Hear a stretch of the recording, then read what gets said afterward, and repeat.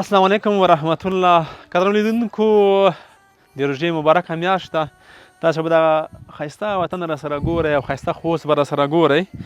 دا چې موږ چېرته راغلي یو ده که تاسو دغه ویډیو درسره وګورئ، د اذان نه تقریبا 15 دقیقې تېرې شوي موږ اوس روژه ماتوو. په دې کور کې دومره څه نشته چې روژه پرې ماته کړي. لورکۍ چې هم پخه کړي دي؟ وریجو سپینه. یس مو پخې کړي دي؟ نه پرانه دي پخې. کاکا د وریجو په ځای ویلې بل شی نه راوړی، خو خوند یې ډېر شي نه. مړی بیا لاس کسي نه شي وریجې کېږي. کاکا اوس هر شی پر یخه یې ته هر شی پر یخه یې څوک مړی ته نه غواړي. چې ته دې زړه کېږي لورکۍ چې خوند در کوي؟ غوښه خوند در کوي؟ غوښه دغه ویډیو به تاسې کتلی وي، زه یې هم خفه کړی وم او تاسې به هم خفه وئ. خو نن الحمدلله د خوشحالۍ ځای دی چې دغه ورور سره ښه پرېمانه مرسته هم شوې ده. تاسې یې راسره ننداره کوئ. دغه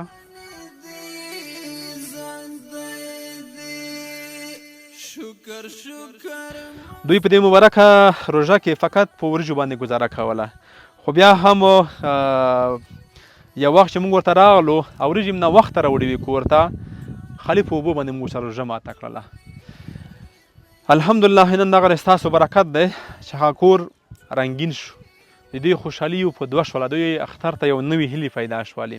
نه تنها دغه کومک دی بلکې نغدې پیسې دغه هم ورته سپارو. راځئ بیا هم داسې ډېرې کورنۍ موږ سره شته. باور وکړئ، زه بار بار دا یادونه کوم، دا یو ستر حقیقت دی چې هره ورځ داسې کونډې یتیمان موږ ته راځي چې د موږ نه په سرو سترګو بېرته خپل کور ته ستنېږي. ولې چې دوی په کور کې څه وینه، دوی د ګټې وټې څوک نه وي. دلته څوک چې کاروبار کوي د دپاره کاروبار نه وي. ښه ژوندی مثال همدغه حاجي صاحب ده چې خپله مصري ده، کار کوي خو کار نشته ورته. دلته پیسې هم سپارو انشاءالله. او یو ارمان دلته چې خورکۍ یې کړی و، غوښه یې غوښتې وه، غوښه مو هم ورته راوړې ده. کاکا سړی مه شئ. السلام علیکم. تاسو سړی مه شئ. طبیعت ښه دی؟ ژوند ښه دی؟ خیر مو ولې دی؟ ښه جوړئ؟ شکر الحمدلله. کاکا دغه د ښه ډېر کوماک هم وشول، سپینو نه خړو شوئ، الحمدلله. تر څنګ مو نغدي کوماک هم وشي. څه احساس یې اوس؟ بأس نره. څه یې له غوړیا خلکو چې کوماک کړی ده، مرسته یې کړې ده؟ یې که دا خدای پاک پروردگار که دایمو څومره چې موږ سره کومک کړی دی، په داندې دنیا ورکامه یو په سله، یو په کروړه، یو په میلیونه به یې ورکړي. نه راورکړي چې موږ بېوزله په شون یې سړي سره دغه کومک وکړو چې خلک سره نه راځي کومک پرله پسې کو. خدای ورکامه یې ما کې سلامت دایمو په مرسته نه دی ته دنیا دولت ما کې ورکام. خدای پاکه نه راورکړي، نه راور پراخه کې، نه راور پراخه کې. داسې صداقه یا زکات دغه د دنیا داسې ډېروي، دا ډېروي. خو د ځینې خلکو چې کاوه در ویرېږم دا 1000 روپۍ په سر 40 روپۍ دي، که ویرېږم مطابق د هغه 40 روپۍ په ذره کې کمې شي، دا کمیږي نه، دا زیاتېږي. شکر الحمدلله. الحمدلله دغه د انشاءالله ښه پرېمون کومک څه شو، تر څنګ یې نه کومکونه موږ سره شوي دي، هغه به مو ته وسپارم. بس خدای دې هره یوه سمه کړو چې تاسو سره چا دا کومک کړی دی ده ته یې ورکړئ. ډېره مننه. د حاجي صاحب سره 9 کومکونه هم شوي دي چې 40,125 افغانۍ دي، خو دا 40,130 موږ درغوړي دي. زه شمېرم، د دې 1000، د دې 2، د دې 3، د دې 4، د دې 5، د دې 6، د دې 7، د دې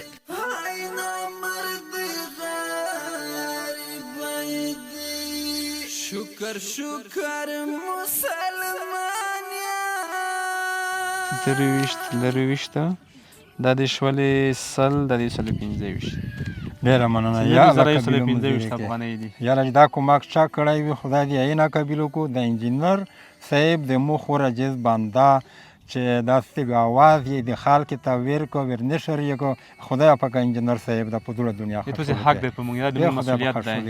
ډېره مننه. هغه چا چې مسافر دی په خارج کې د کومکونه مرسته کړي، الله دې تاجر نه وي کړي، د دې برکت. امین. خدای دا پیسې دې د خپل پیسې دې پردي وګړي سخت مزدوري کې او سخت هغه کې دا دې برکت دی. توسه برکت ده چې نن په دا وطن کې یو بیچاره په شونډو مسکار سي.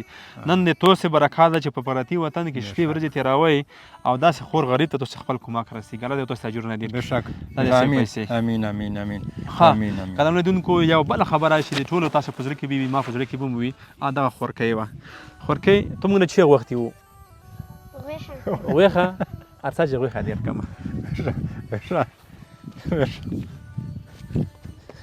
دا د غوښه صحیح شوله خشوله شوې یه ایس بدن چی کې ده بخوی پخوي بیا برژموتو کې خورې یه خو د و چاته کې داود ستا موږ ته کې هغه مسافر ته هم دا وکړه صحیح دو شه خدای دا خشول الله دې بس ټولو ته جوړ کړي. ښه قدرمن لیدونکو دا خپرونه همدلته پای ته رسوو تر بلې خپرونې ښې چارې ښه وترته غواړم خو غربت را باندې کړي داسې